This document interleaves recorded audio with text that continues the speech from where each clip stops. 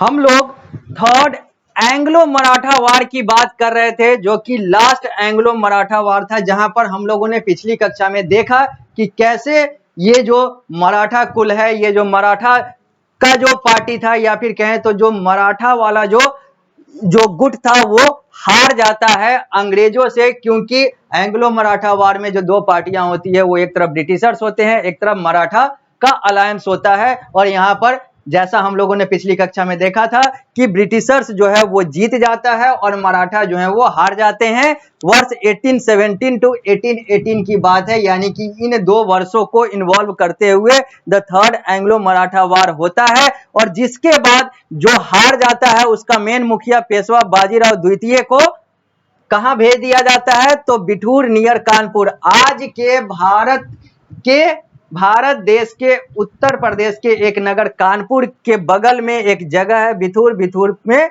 वहां पर पेशवा बाजीराव को डिपोर्ट कर दिया जाता है। Bhosle and Holkar also surrendered and accepted the subsidiary alliance. और इसके बाद जो भोसले और जो होलकर हैं, चूंकि ये लोग अलायंस में रहते हैं, मराठा वाले गुट के गठबंधन में रहते हैं, तो भोसले और होलकर ये लोग भी हार गए, क्योंकि वो पूरा गुट ही हार गया। तो भोसले और होलकर को भी सरेंडर करना पड़ता है, आत्मसमर्पण करना पड़ता है, और इन लोगों को भी सब्सिडरी अलायंस के तहत आना पड़ता है। और सब्सिडरी अलायंस क्या होता है, ये हम लोगों ने पिछली कक्षाओं में देखा है। आगे, The Maratha power in India was shattered forever and the British emerged as the supreme power in India। और इसके बाद जो विकल्प के तौर पर देखा जा रहा था कि अगर मुगल गया तो भारत में मराठा शक्ति जो है वो भारत को नियंत्रित कर सकती थी। जो ये सारी चीजें, जो सारे विकल्प लग रहे थे कि जो मराठा है वो मुगल का विकल्प बनेंगे, मराठा जो कुल है, मराठा जो साम्राज्य है वो मुगलों का विकल्प बनेगा, और यह पूरे भारत को कंट्रोल करेगा, भारत पर राज करेगा, भारत को नियंत्रित करेगा। वो सारी चीजें जो हैं यहाँ के बाद समाप्त हो जाती है। वो सारी जो सोच है वो यहाँ के बाद समाप्त हो जाती है, क्योंकि द थर्ड एंग्लो मराठा वार के बाद मराठा जो कुल है, या फिर मराठा का जो सोच, जो शासन करने की जो सोच थी, वो सारी चीजें जो है वो धड़ी की धड़ी रह जाती है। और यह अंतिम युद्ध था, जिसके बाद मराठा जो है वो साफ हो जाते हैं और भारत में व्यापक तौर पे बड़े स्तर पर अंग्रेजों का शासन हो जाता है। क्योंकि जो भारत के जो राजा महाराजा थे, उन लोगों ने मिलकर अंतिम प्रयास करने की सोची, और अंतिम प्रयास करने के बाद ये लोग हार गए। तो कोई डिपोर्ट हो गया, तो कोई सरेंडर कर गया, तो कोई सब्सिडरी अलायंस में आ गया। तो ऐसे ऐसे करते करते सब तहस नहस हो गया, और भारत फिर विदेशी शक्ति का गुलाम हो गया। बड़े स्तर पर गुलाम तो पहले से भी था, बहुत बड़े स्तर पर, लेकिन जो लगा कि एक भारतीय शक्ति जो है फिर भारत को अच्छे तरीके से चलाएगी, अच्छे तरीके से नियंत्रित करेगी, वो सारी चीजें भी यहाँ पर समाप्त हो गई। क्योंकि एनेक्सेशन ऑफ मराठाज हो गए, मराठाओं का भी हरण हो गया अंग्रेजों के द्वारा। अब हम लोग बात करेंगे एनेक्सेशन ऑफ पंजाब का।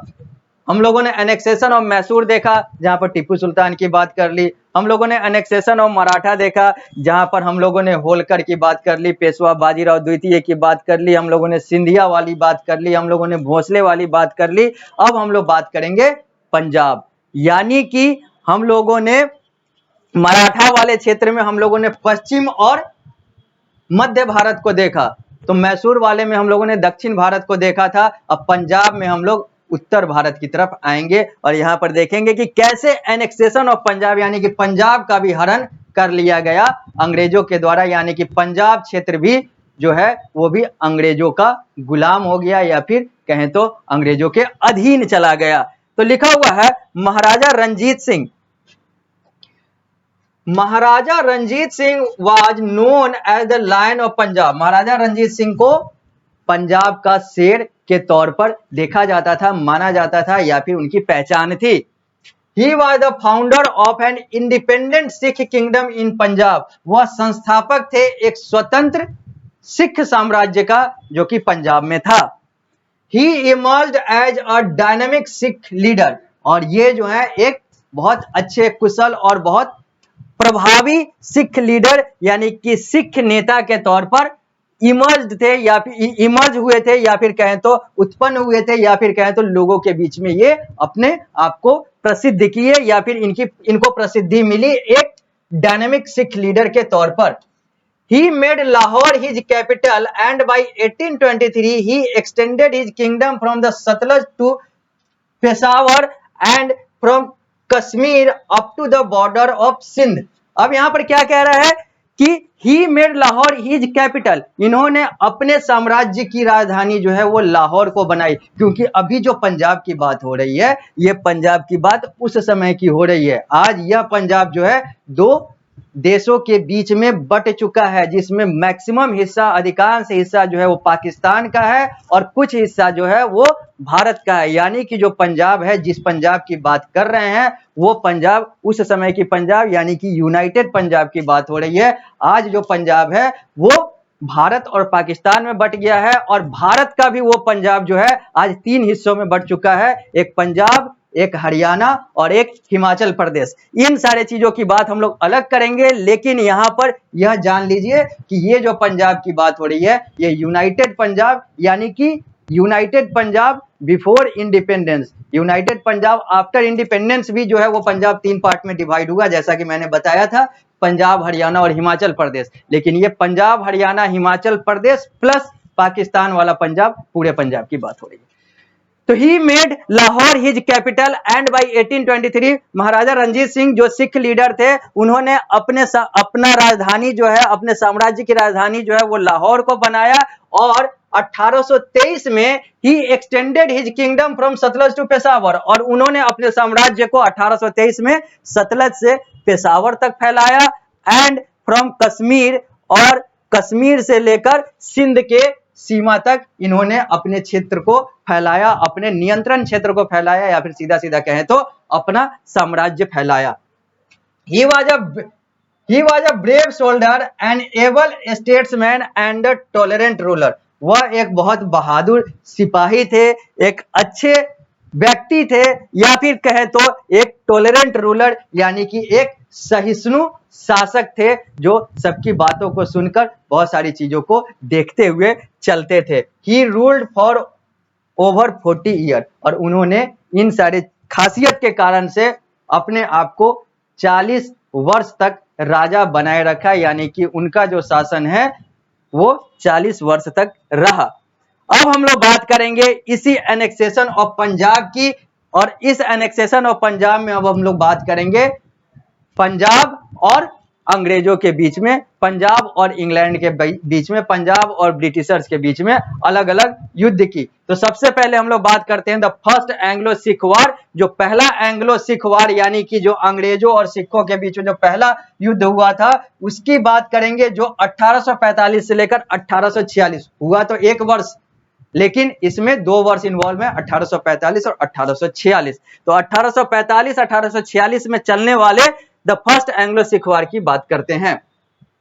लिखा हुआ है, after the death of Maharaja Ranjit Singh in 1839 the Sikh state witnessed a period of political instability as there were many claimants to the throne.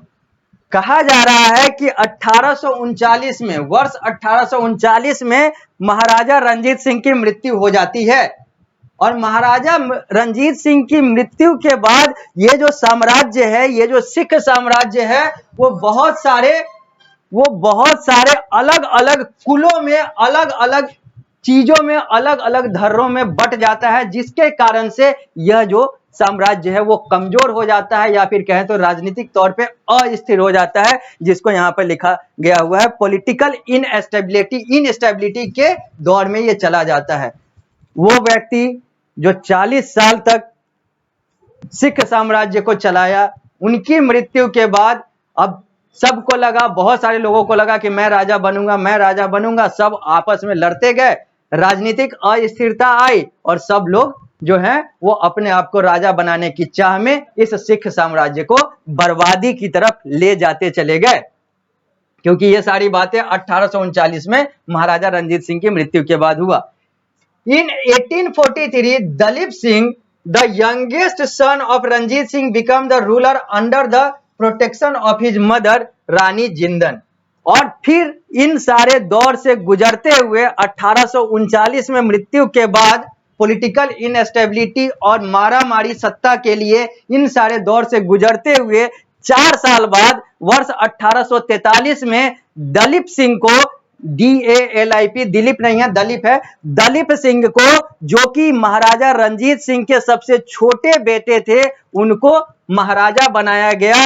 किसने, किनकी देखरेख में? तो अपनी माता के देखरेख में, यानी कि महाराजा रंजीत सिंह की पत्नी के देखरेख में। पत्नी का नाम रानी जिंदन है। रानी जिंदन की देखरेख में उनके सबसे छोटे बेटे दलीप सिंह को वर्ष 1843 में, यानी कि महाराजा रंजीत सिंह के मृत्यु के 4 साल बाद वहां का सिख साम्राज्य का शासक बनाया जाता है, रूलर बनाया जाता है। अब क्यों अंडर द प्रोटेक्शन? क्योंकि इनका उम्र जो है वो बहुत कम था और मैच्योरिटी न होने के कारण से, परिपक्वता न होने के कारण से इनको इनके माता के मार्गदर्शन के अंदर, यानी कि मदर के गाइडेंस के अंदर शासक बनाया गया। But real power remained with the army which Ranjit Singh had organised along the European line. लेकिन जो वास्तविक शक्ति थी वो सैन्य बल के पास ही रहा, जो कि रंजीत सिंह ने ऑर्गेनाइज्ड या फिर कहें तो एकत्रित या फिर सही तरीके से व्यवस्थित किया था, जो यूरोपियन लाइन यानी कि अंग्रेजों के आधार पर इन लोगों ने महाराजा रंजीत सिंह ने अपनी सेना बनाई थी। और सेना के पास ही असली शक्ति रही रंजीत सिंह के मृत्यु के बाद भी और दलीप सिंह के शासक बनने के बाद भी। शासक तो बन गए अपने माता के मार्गदर्शन के अंदर, लेकिन उनके साथ साथ जो मेन शक्ति थी वो सेना के पास रही, क्योंकि सेना को सशक्त महाराजा रंजीत सिंह ने अंग्रेजों को देखकर, अंग्रेजों के अच्छाई को देखकर, अंग्रेजों के सैन्य शक्ति को देखकर बनाया था। वो सारी चीजें कंटिन्यू रही। अब हम लोग मिलेंगे अगली कक्षा में, तो फिर यहीं से यानी कि द फर्स्ट एंग्लो सिख वार को यहीं से आगे बढ़ाएंगे और बात करेंगे कि आगे और क्या क्या हुआ इस युद्ध में। तो मिलते हैं अगली कक्षा में।